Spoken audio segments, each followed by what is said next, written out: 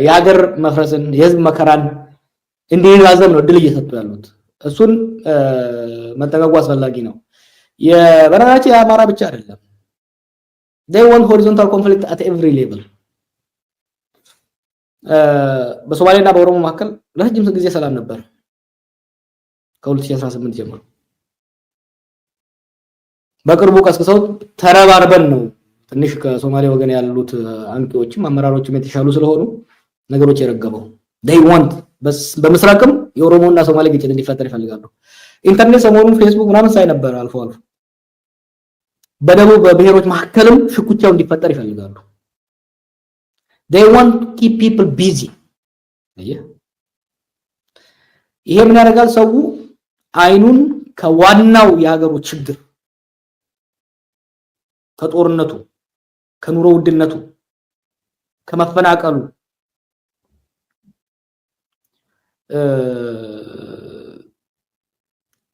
እንዲዘናጋና እርስ በርሱ እንዲቧቀስ አንዱ ባንዱ ላይ እንዲያነጣጥር የሚረዳ ነውና በሚዲያም ያሉ ሰዎች አይ ቲንክ አላማቸው ዲሞክራሲ ከሆነ አላማቸው ሀገርን ከጥፋት ማዳን ከሆነ የሚዲያ ስትራቴጂያቸው የሚዲያ ናሬቲቫቸውን ማስተካከል ጠቃሚ ነው በሁሉም ወገን ያሉት።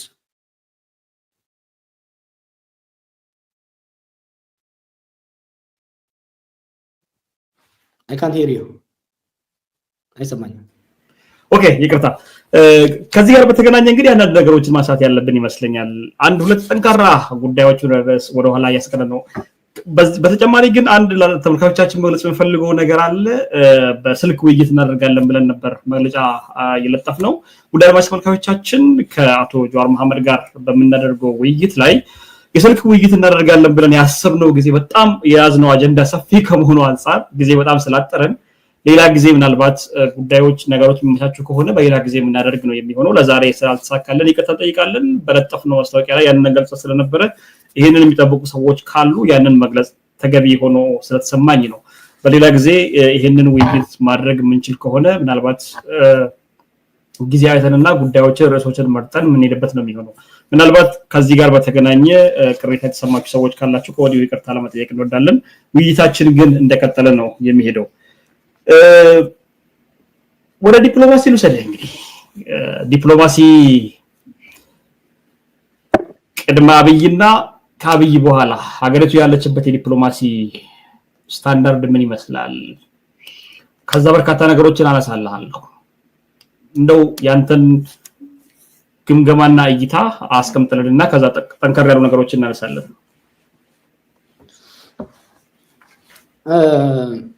ዲፕሎማሲው እንግዲህ አይ ቲንክ ተቋማዊና ያፈጻጸሙን መገምገም ይቻላል። አንዱ ስታክ ያደረገኝ ገና ሀገር ቤት እንደተመለስኩ ብዙ የውጭ ግንኙነቶችን በውጭ ጉዳይ ሚኒስቴር ሳይሆን በጠቅላይ ሚኒስትር ቢሮ ነበር የሚካሄዱት እና ዋይ ሰው የውጭ ጉዳይ ሚኒስትሩ የማይሆነ ከሆነ የተሻለ ብቃት ያለው ሰው ማስቀመጥ እንጂ የውጭ ጉዳይ ስራን በሙሉ አንተ የምትሰራው ከሆነ ተቋሙን ያዳክማል የሚል ነው። ያ ተቋም ተመልሶ ውጭ ጉዳይ ሚኒስቴር እስካሁን ተመልሶ አቅሙን መገንባት አልቻለም። በአመት ይጠራሉ። ሲጠሩ የውጭ ጉዳይ ፖሊሲ የለም። ነገራችን ላይ ኖ ሪትን ፖሊሲ ኖ ፎሬን ፖሊሲ ግልጽ አይደለም። ኢትዮጵያ በሶማሊያ ላይ የምትከተለው፣ በኤርትራ ላይ የምትከተለው፣ በሚድል ኢስት የምትከተለው፣ በአሜሪካ ላይ በሌላ ያላት የዓለም ግምገማ ራሱ የለም። nothing guiding። ከዋሻው አምባሳደሮቹ እንዲያርሙኝ ማጸናለሁ። there's no policy። አምባሳደሮቹ ይላካሉ። በየሳምንቱ በየጊዜው በሚመጣ አጀንዳ ብቻ ይሰጣቸዋል። ከዛ ውጪ ዛሬ እንትዱ አንዳንዴ ከኢንተርኔት የሚሰሙት አንድ ልንገር። ለምሳሌ የሶማሊያ አንዱ ስምምነት ሲታወጅ ኤምባሲዎቹ ያውቁም ነበር። I don't think even ውጭ ጉዳይ ሚኒስቴሩ የሚያውቅ አይመስለኝም። ሀገራት እንግዲህ ኢሚዲየትሊ በሀገራቸው ያለውን ኤምባሲ ነው የሚጠይቅ። ይሄ በጣም ትልቅ ኢንተርናሽናል ራሚፊኬሽን ያለው ጉዳይ ነበር። አምባሳደሮቹ እዚያ ያለው አይዲያ አልሰማም። መልስ መስጠት ራሱ አይችሉም ነበር።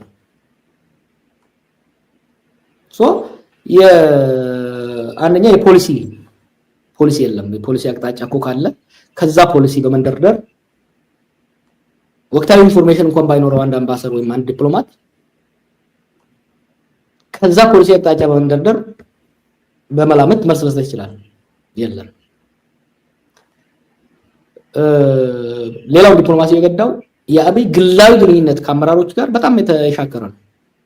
there is ሲንግል ሪጂናል ሊደር አሁን አፍሪካ ውስጥ ካሉት በተለይ ኢስት አፍሪካ ካሉት ከኛ ጋር ቁርኝት ካላቸው ውስጥ በግል ከአብይ ጋር ያልተኮራረፈ አንድም አመራር አይቻላቀም። they are all bitter ሁሉንም ወይ ሰድቧቸዋል ወይ አስቆርፏቸዋል ወይ ዋሽቷቸዋል። እንዳልኩ አትሊስት ጠቅላይ ሚኒስትር ወይ ፕሬዝዳንት አንድ መሪ ካስከፋ ውጭ ጉዳይ ሚኒስቴር ሄዶ ያንን የተከፋውን ስሙዝ እንዳያደርግ የውጭ ጉዳይ ሚኒስትሪ ቢባል የለም።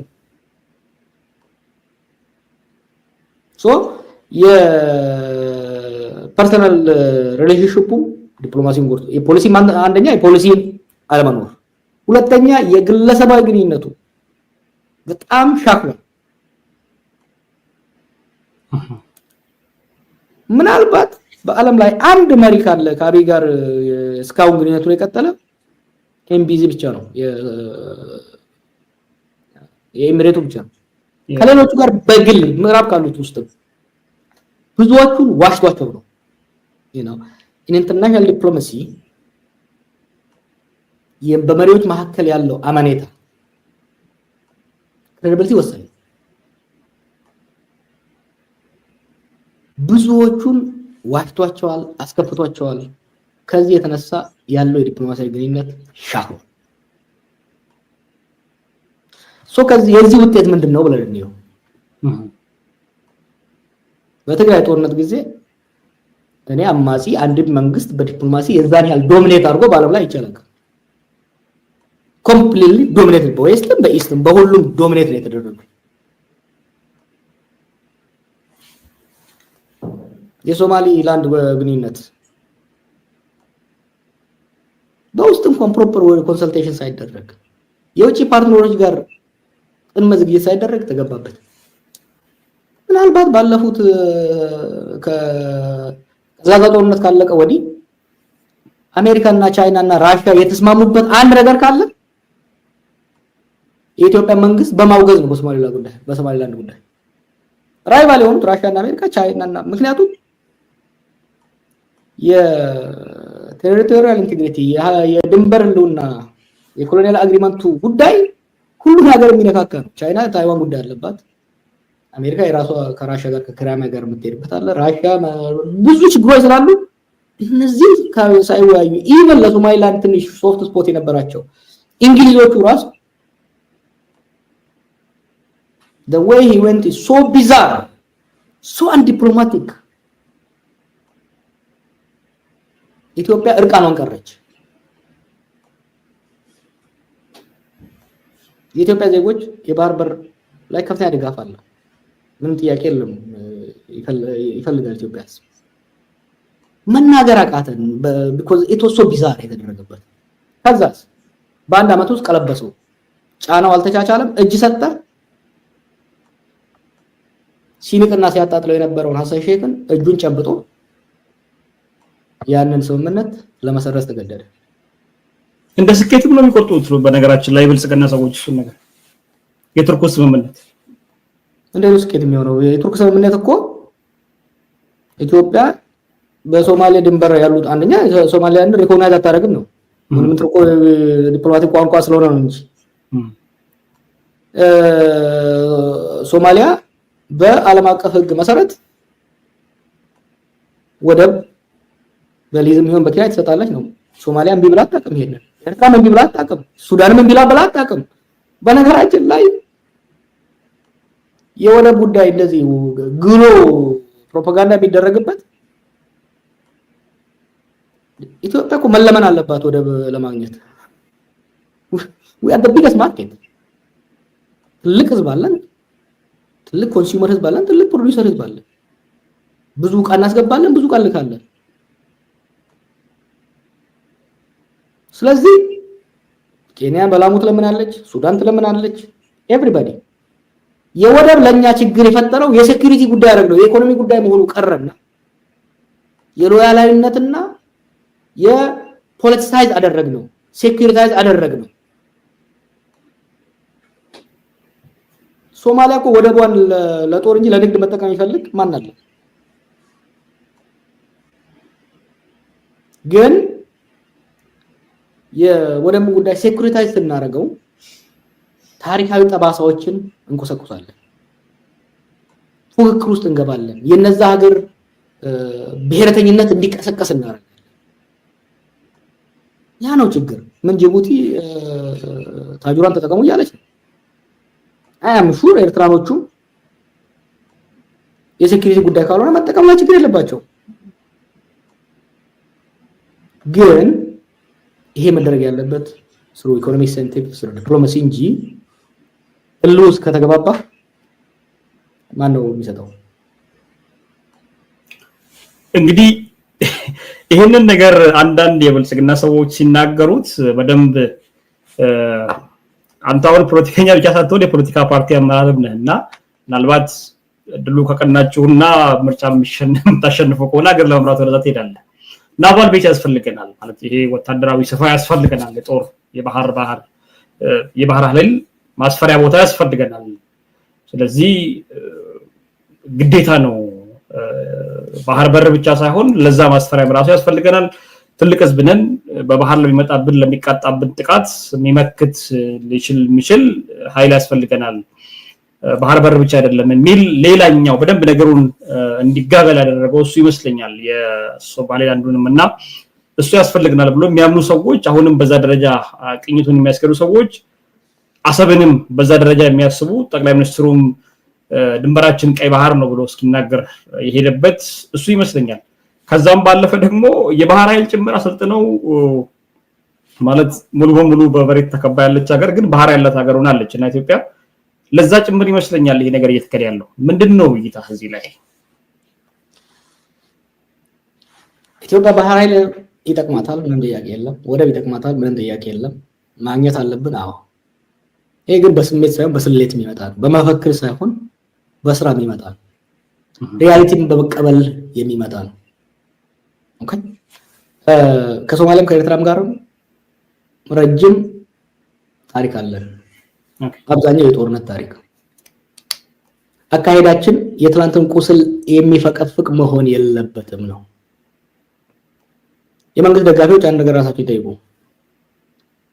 ምን ነበር ስምምነቱ ከፈርማጆ ጋር? ፈርማጆና አብይ ሸሪክ ሆነው ባሉበት ጊዜ የወደብ ጉዳይ አጀንዳ ሆኖ ወደ ፍጻሜ ለምን አልሄደም? ከኢሳያስ ጋር ሸሪክ በነበሩበት ጊዜ ለምን አጀንዳ አልሆነም? ለምን ለድርድር አልቀረበም? ጥያቄ አቅርቧል። የኤርትራዎቹ የሶማሌዎቹ መልስ ምን ነበር? what was it? is it really አሁን የወደብ ጉዳይ የተነሳው በወደብ ምክንያት ነው ወይስ ዳይቨርት ከዶሜስቲክ ኢሹ የህዝቡን ስሜትና አመለካከት ወደ ውጪ ዳይቨርት ለማድረግ ነው? እንደኔ አመለካከት የወደብ ጥያቄ የሚመለሰው ዲፕሎማቲክ ነው። ኢትዮጵያ ኔቪ መኖር፣ ኢትዮጵያ ባህር ኃይል መኖር ለኤርትራና ለሶማሌ ስጋት በማይሆን አካሄድ ነው ያለበት። ለጅቡቲ ስጋት በማይሆን መሄድ አለበት። ምክንያቱም እነዚህ ሀገሮች ተጠቃሚ በሚያደርግ መልኩ የነዚህን ሀገራት አመራሮችና የፖለቲካ ልሂቃን በሚጻረር በሚያስፈራራ ሳይሆን በሚያስማማ ዋስትና በሚሰጥ መልኩ ነው መሆን ያለበት። ካላደረክማ ወደ ፉክክር ጋር we have been there እኮ ለምን ነው ሰው እንደ አዲስ ነገር የሚያወራው? ከኤርትራ ጋር ከ1960 ከ1950 ሌት 50s ጀምሮ ደም አፋሳሽ ጦርነት ሲካሄድ ነበር። ዋናው የዛ ጦርነት አካል እኮ የባህር ኃይል ላለማጣት የሚደረግ ጦርነት ነበር። ለምን ነው ሰው እንትን የሚለው? we lost that war ሰስቴን ማድረግ አልቻልንም። በደርግ ጊዜ ያ ሁሉ ጦርነት እያለም ወደብ እያለን ኢኮኖሚያችን አላደገም። ባህር ኃይል የምንፈልገው ኢቭን የባህር ኃይል የምንፈልገው የሜሪታይም የባህር ላይ የንግድ እንቅስቃሴያችንን ፕሮቴክት ለማድረግ ነው፣ ለማስፋት ነው። አልቲሜትሊ የኢኮኖሚ ጥያቄ ነው። በደርግ ጊዜ ያ ሁሉ ጦርነት ሲካሄድ አሰብን ምጽዋን ይዘን ኢኮኖሚያችን ቀጨጨ። ተመልሰን አሁን ናብይ እንደሚሉት ምንድነው what's the plan? ኤርትራን መውጋት እንፈልጋለን አሉ። ለስተይ አቅም አለ፣ ሁሉ ነገር አለ። ለስተይ ዓላማው ወደብ ነው። እሺ ሄድን ነው። ይሄን ማድረግ የሚቻለው ወይ የመንግስት ለውጥ ኤርትራ ላይ በማምጣት ነው ወይ አሰብን ቆርጦ በመውሰድ። ኤርትራ ላይ ሄደህ ለመንግስት ለውጥ አድርገህ በጉልበት ልትጠቀልላት ነው?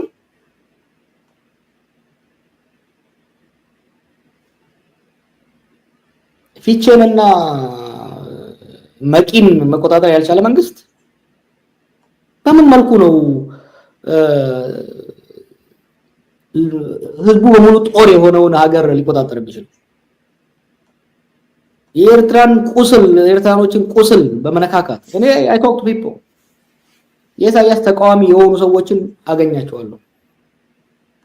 የበዛን ስርዓት መወገድ ይፈልጋሉ። የኤርትራን ግን ደማቸው ያፈሱበት ስለሆነ ሴንሲቲቭ ናቸው። ከዛ ይልቅ ይሄ ማህበረሰብ አንድ ማህበራዊ ትስስር ያለው የኢኮኖሚ ትስስሩን በማጠናከር የጋራ ተጠቃሚ የሚያደርግ የባህር ስምምነት ማድረጉ አይሻልም? ስርዓቱን ከጣልክም ጣጣው የምትገባው እዛ የሚሆን ነገር ስርዓቱ በይነት ነው የሚመጣው። ሁለተኛ የአሰብን ብትቆርጥስ ኢንድለስ ጦርነት ውስጥ ነው የምትገባው። የማይቋረጥ ጦርነት ውስጥ ነው የምትገባው። በጦርነቱ ከወደ የምታገኘው ጥቅም በጦርነት ከምታወጣው ነገር ራሱ ከበራ ያደርግልህ። ሌላው ሰዎቻችን የኛ ህዝብ መጠንቀቅ ያለበት በአሁኑ ወቅት በአፍሪካ ውስጥ የሚደረጉ ጦርነቶች ወይም ደግሞ በሌላ አካባቢ የሚደረጉ ጦርነቶች የሁለት ሀገራት የሁለት ቡድኖች ጦርነቶች አይደሉም። ፈርጠም ያለ አቅም ያላቸው ሶስተኛ ወገኖች የሚሳተፉበት ነው። I've been saying this for a long time. የትግራይን ተመልከቱ። ለመሸናነፍም ለመታረቅም አስቸጋሪ ነው አንዴ ጦርነት ከገባህ። ምክንያቱም የሁለቱ አቅም የሁለቱ ኃይል አቅም ሁለት ኃይሎች ትግል ቢገቡ ሁለት ሰዎች ትግል ቢገቡ አንዱ ይጥላል፣ የወደቀው ወይ ነፋስ ትንፋሽ አጥሮት እጅ ይሰጣል፣ ወይ መንቀሳቀስ አይችልም እጅ ይሰጣል። ብዙ ሰዎች የሚሳተፉ ከሆነ አንተ ባዳከመው ቁጥር አንተን ያኛው ባዳከመው ቁጥር ውሃ የሚሰጠው ከሆነ ይሄን ድረስ ጦርነቱ ነው የምትገባው። ትግራይ ውስጥ እኮ የገባነው አንዱ ይሄ ነው። ሱዳንን ተመልከት። እንደ ቀል ጦርነት ውስጥ ገብተው የማይወጡበት አዘቅት ውስጥ ገብተው look at Libya, look at Yemen። ዛሬ ወደብ ስንል በቃ አትራክቲቭ ነገር ሊሆን ይችላል። አንዴ ከገባንበት ግን ኢትዮጵያም ኤርትራም አይተርፉ። አንደኛ ዛሬ የሚደረገው ጦርነት እንደ ባድመ ጦርነት የኢትዮጵያና የኤርትራ ጦርነት አይደለም ነው። ከኢትዮጵያ ኃይሎች ውስጥ ከኤርትራ ጋር የሚሰለፉ ኢስሪ አሬንጅመንት ኦፍ የ2020 የኤርትራ ጦርነት ኃይል ሪአሬንጅመንት ነው የሆነው።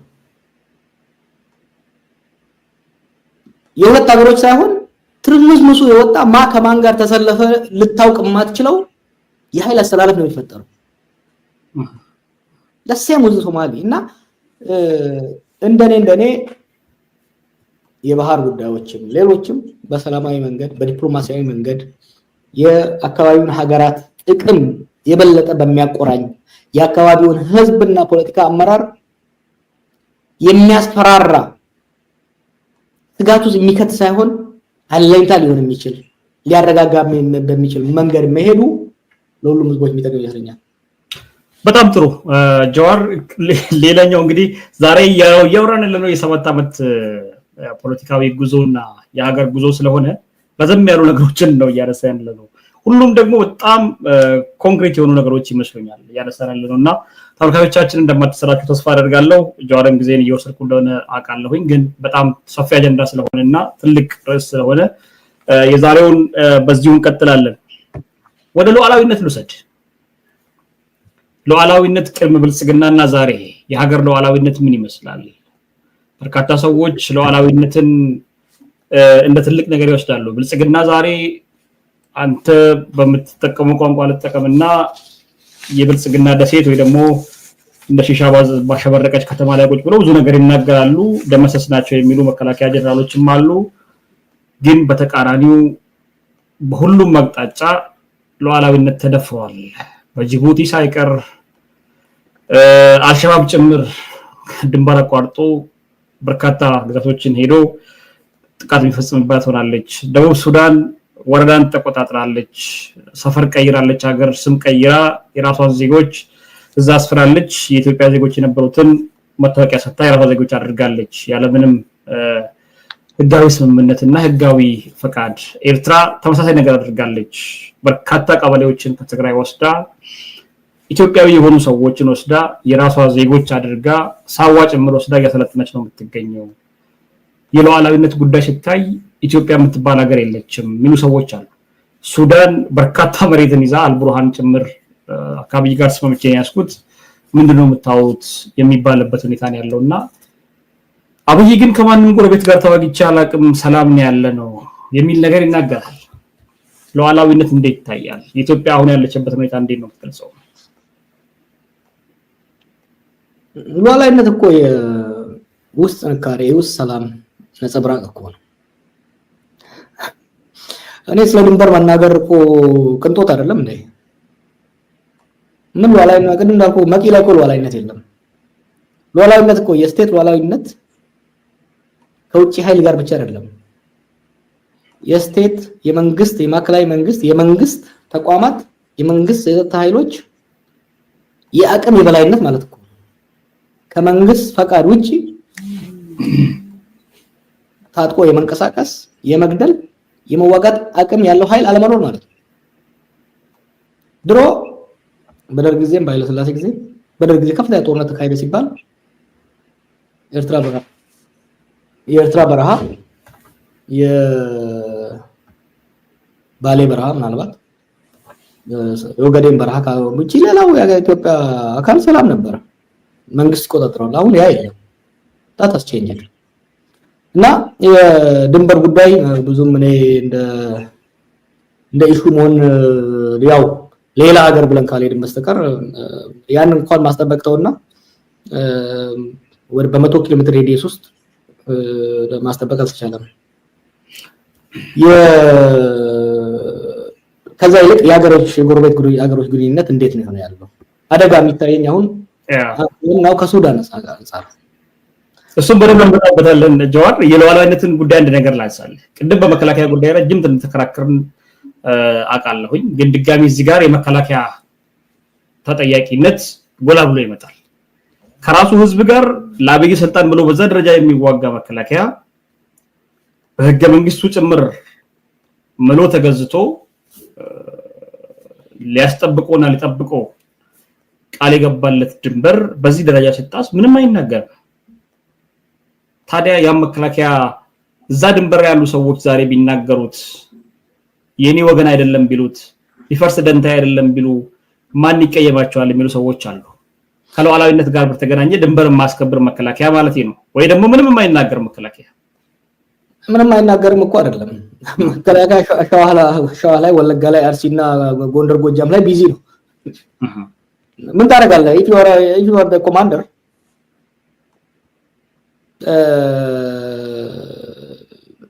መሃሉ ዳር ሆኗል እኮ ሀገር ውስጥ so we have to be fair to the soldiers እንዴ የመዋጋት ስራ ብቻ አይደለም፣ የማስተዳደር ስራ፣ የሲቪል ስራ፣ እርዳታ የማከፋፈል ስራ፣ መዳበሪያ የማከፋፈል ስራ ቤዚክ ስራውን እየሰራ ያለው ወታደሩ ነው። ስለዚህ ኢትዮጵያ የምትተዳደረው በመከላከያ ማለት እንችላለን። አሁን ወታደራዊ ነው የምትተዳደረው ማለት ወታደሩ ሀገር እያስተዳደረ ያለው ካድሬውማ ዘረፋ ላይ ብቻ እኮ ነው ያለው። not only me እኮ አብይ ራሱ ብሎ ወጥቶ ሲናገር የነበር አይደለም እኔ ዛሬ አመትና ከዛ በፊት በተለይ ደግሞ ኦሮሚያ አማራ ገቨርን እያደረገ ያለው ትግራይንም ቢሆን በቲዲኤፍ ስም ገቨርን እያደረገ ያለው ሰው እኮ ወታደሩ ነው። ከኢህአዴግ ውስጥ የተረፈው ወታደሮች የፖለቲካል ክላሱ በላተኛ ብቻ ሆኗል። በኦሮሚያና በአማራ ውስጥ እኮ የወረዳ አስተዳዳሪዎች መከላከያ ካምፕ እኮ ነው የሚያድሩት ፊዚካሊ። ትራንስፖርት ከወረዳ ወረዳ በመከላከያ ሄሊኮፕተር ነው የሚሄዱት። መከላከያ ቢዚ የሆነው ድንበር እንዳይጠብቅ እነዚህን ካድሬዎች አጅቦ ከቦታ ወደ ቦታ የማሻገር ስራ ላይ ቢዚ ስለሆነ ነው። ሶ ሪሌቲቭሊ ከሱዳን ሳውት ሱዳን ድንበር ከፍተኛ ጥቃት ያለው ምዕራብ ሸዋ ላይ ነው። ሶ ስቴቱ ባታል የሆነ የስቴት ተቋማቱ ተዳከሙ፣ ስራ በዛባቸው እያልኩ ያለሁት እኮ ከዚህ አንፃር። በጣም ጥሩ እንግዲህ መከላከያውንም ራሱን የሚፈትሽበትን ሌላ አጀንዳ ነው ላነሳ የፈለኩት። ወደ ቀጠናው ሀገራት ልውሰድ ጀዋር። ቀጠናው ሀገራት 6 ሀገራትን እናንሳ። ኬንያንም በተለይም ከኢትዮጵያ ጋር በድንበር የሚጋሩ ሀገራትን እናንሳ። ኢትዮጵያ ከነዚህ ሀገራት ጋር ያላት ግንኙነት ምንድነው? ቅድም ባነሳው ለመንገድ ሁሉም ምናልባት ሱዳን፣ ሳውት ሱዳን፣ ኬንያ እንዲሁም ኤርትሪያ ቀጥታ ከኢትዮጵያ ጋር ድንበር ዘለል ጦርነት አድርገዋል። አብይ አግዞ ወይ ደግሞ ከአብይ ጋር ተቃዋሚ ወይ ደግሞ ሙሉ በማይታወቅ ሁኔታ። ከኢትዮጵያ ድንበር ያሉት ሌሎች ሀገራት ደግሞ ሌላ ጦርነት ውስጥ ናቸው ያሉት። ሶማሊያ እንደምናውቃት ናት። ምናልባት አልሸባብ ዋና ከተማን ጭምር በጥቃት እያጣደፈ ያለበት ሁኔታ ነው የምናውቀው። ሱዳን በሁለት ኃይሎች መካከል ትልቅ ቀውስ ውስጥ ነው ያለችው። ቀጠናውን እንደምመለከት ስለፈልኩ ነው። ሳውት ሱዳን ምክትል ፕሬዝዳንቱ ታስሮ ሌላ ጦርነት እየተደረገ ነው የሚገኘው እዛ አካባቢ። የቀጠናው ሀገራትና ኢትዮጵያ ከነዚህ ሀገራት ጋር ያላት ሁኔታ፣ ኢትዮጵያስ ያለችበት ሁኔታ እንዴት ነው ሊገለጽ የሚችለው? ወዴትስ ነው ሊያመራ የሚችለው? ቀጠናው እንዴት ነው የሚታየው? ተጋላጭነታችን በጣም ሃይ ነው። የውስጥ ጦርነቶች ካልቆሙ በስተቀር አካባቢው ላይ ካለው አለመረጋጋት አንፃር ችግር ነው። የውስጥ እነዚህ በሱዳንም በማንኛውም ሀገራት ያሉ አለመረጋጋቶች የውስጥ ችግራችንን ያባብሱታል። ለዚህ ነው የውስጥ ችግራችን ለመፍታት መረባረብ ያስፈልጋል፣ ጦርነት መቆም አለበት እያልን የምንወተውተው ብዙዎች የሚወተውቱት ከዚህ አንፃር ነው። ከዛ ይልቅ ምንድነው እየተደረገ ያለው? ለምሳሌ ሁሉም የሚያውቀው ነው የኢትዮጵያን ብሔራዊ ጥቅም ተከትሎ ሳይሆን የኤሚሬቶችን ትዕዛዝ ብቻ በመከተል ኢትዮጵያ የሐሜቲን ጦር ስታስታጥቅ ነበር። መሳሪያ ከየቦታው እየመጣ እየተጫነ በኢትዮጵያ እንደምን ሁሉም ያውቃል። ያ ጦር አሁን እየተሸነፈ ከካርቱም ሲወጣ በእኛ አካባቢ ያለው ድንበር በዛኛው ጦር በቡርሃን ጦር የተቆጣጠረ ሲወድቅ ተጋላጭነታችን ጨመረ ማለት ነው በጎንደር እና በዛ ድንበር። ኦኬ በሌላው በትግራይ ጦርነት ምክንያት ትልቅ ቁጥር ያለው የትግራይ ወታደሮች በመከላከያ ስር ያሉትም ጭምር ተቆርጠው ሱዳን ቀርተው በዛ ጦርነት ውስጥ ተሳትፈዋል። So we have got ourselves entangled in Sudanese conflict. ይሄ መዘዙ ወደፊት አደገኛ ነው የሚሆነው።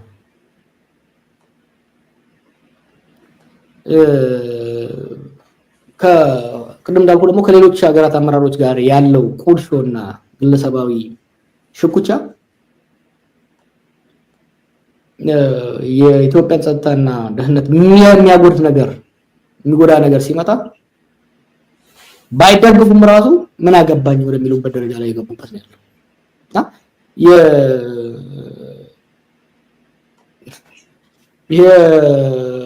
አሁን ብዙ ጊዜ እንትን ይላሉ። አንድ ኤግዛምፕል ላንሳለን። ታንዛኒያ ላይ ከነ መሮ ጋር ተዳደሩ።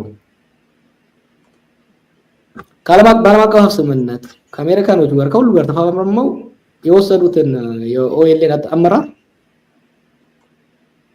ታንዛኒያ ሲደርስ አገር አትመለስም ብለው ከለከሉ። ልጆቹ ግን ያለምንም ከልካይ አገራቸው ተመለሱ። ወደዛ ተልዩ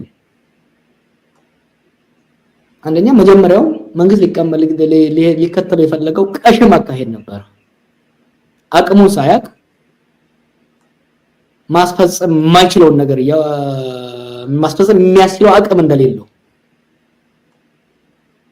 የኢትዮጵያ ኤር ስፔሱን መጠባበቅ አልቻለም። ኦኬ የኤር ስፔሱን ላንድ ስፔስ ተውና ኤር ስፔሱን መጠባበቅ አልቻለም። ዋይ ከጎረቤት ሀገሮች ጋር ሽኩቻ ውስጥ ከመነሳቱ የተነሳ ወይ አመቻቹ ወይ እያዩ አላየንም አሉ ማለት ነው። በትግራይ ጦርነት ጊዜ አውሮፕላኖች ትግራይ ይገባሉ ሲል ነበር አብይ። በማሀገር ላይ ነው እያረፉ የሚመጡት? ለምን ነው እነዛ የጎረቤት ሀገሮች ሊፈቅዱ የቻሉት?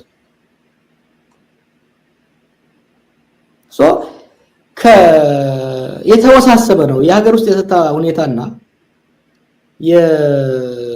ከጎረቤት ጋር ያለን ግንኙነት አንዱ አንዱን እያባባሰ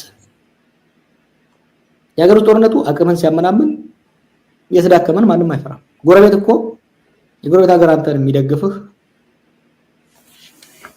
ወይ ፈርቶህ ነው ወይ ይጠቅመኛል ብሎ ስላሰበ። በርስ ጦርነት የተመናመነን መንግስት አይፈራውም፣ ጥቅመ ቢስ ብሎ ነው የሚያስበው። ስለዚህ ከአማጺ ኃይል ጋር ቢተባበር የሚገርም አይደለም። that's why I say stop dancing። ይሄ ጦርነት ኤርትራ ጋር ከሶማሊያ ጋር የሚደረግ የሚባል አይነት የማይሆን ነገር ልንወጣው የማንችለው ነገር ምናልባት ኃይል አለን ድሮን አለን ምናምን አንድ ሄደን በአንድ ቀን እንጨርሰዋለን ምናምን this kind of stuff doesn't work። አሁን ዓለም ካለችበት በተለያየ አካባቢ ካለንበት ከኛ ከውስጥ እውነታ አንፃር የኢትዮጵያ ነምበር 1 አጀንዳ መሆን ያለበት ጦርነት አይደለም። መሆን ያለበት ትልቁ አጀንዳ ሰላም ነው። ያሉ ጦርነቶች እንዲቆሙ፣ በአማራ በኦሮሚያ ጦርነቶች እንዲቆሙ፣ በትግራይ ጦርነት እንዳይቀሰቀስ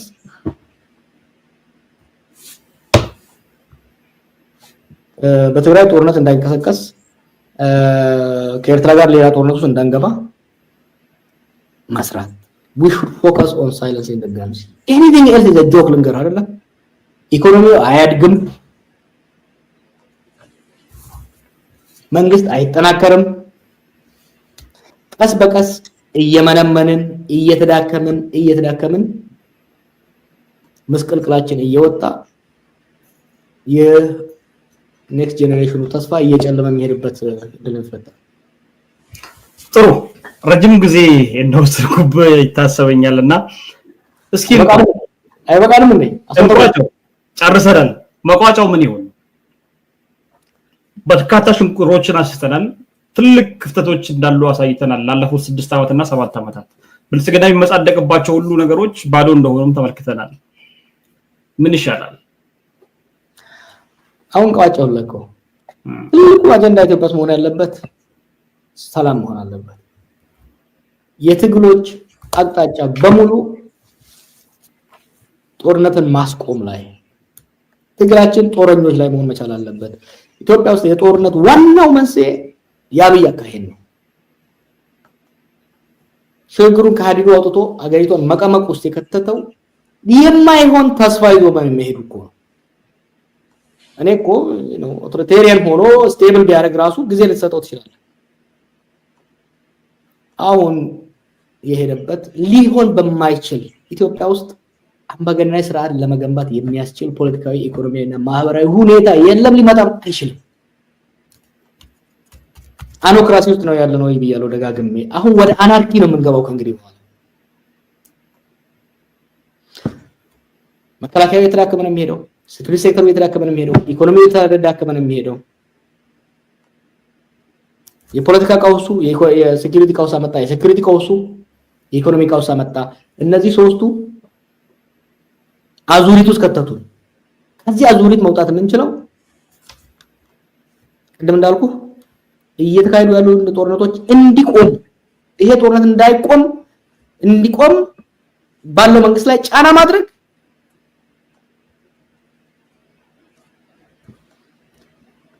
ጦርነት መቆጠል የሚፈልግ አመራር ካለ ማስወገድ የጠመንጃ ላንቃ እንዲዘጋ ማድረግ የሀገሪቷን ችግሮች ወደ ውይይት መድረክ ማምጣት ጦርነት ካስቆሙ በኋላ ወደ ፖለቲካ ድርድር በመግባት አዲስ የፖለቲካ ምዕራፍ መክፈት ያ ኢኮኖሚውንም መልሰን ለመገንባት የተሻለ ኢትዮጵያ የተሻለ ህዝብ መፍጠር እንችል ይሆናል። ያ ካልሆነ ግን አሁን ባለው ሂደት መቀጠል ተስፋን እያጨለመ ነው የሚሄደው። ቅድም ካነሳው አንፃር በተለይ ደግሞ ለህዝባችን ለብሔራችን ለሀገራችን እንታገላለን የሚሉ ኃይሎች የጎንዮሽ ሽኩቻ የጎንዮሽ ጭቅጭቅን የጎንዮሽ መራገጥን የጎንዮሽ ፍትጊያን በይደር ማለፍ አስፈላጊ ነው። ይነዋል ለሰይ በትግራይና በአማራ መካከል ወይ ደግሞ በወላይታና በሲዳማ መካከል ሽኩቻ የድንበር የታሪክ የምንም አለን በል አሁን ባለው ስርዓት ሊፈታል የሚችል እንዲፈታል የሚፈቅድ ቢፈልግም የሚችል ስርዓት አካሄድ አስተዳደር አገዛዝ የለም። እንዲባባስ የሚፈልግ ብቻ ነው። እነዚህ የማህበረሰብ አንቂዎችና አመራሮች እነዚህ የጎንዮሽ አጀንዳዎችን ማውለብለብ የሀገሪቷን ችግር ከማባባስና የሌቦችና የዘራፊዎችን እድሜ ከማራዘም ውጪ የህዝብ መከራ ከማባባስ ውጪ ምንም የሚያመጡ ነገር የለምና ፎከስ ማድረግ ያለብን ሰላም ለማስፈን የሰላም ጋሬጣ የሆኑትን በተለይ ደግሞ በአገዛዝ ላይ ያሉት ሰዎች ጫና ማድረግ ላይ ማነጣጠሩ ተገቢ ነው ብዬ አስባለሁ።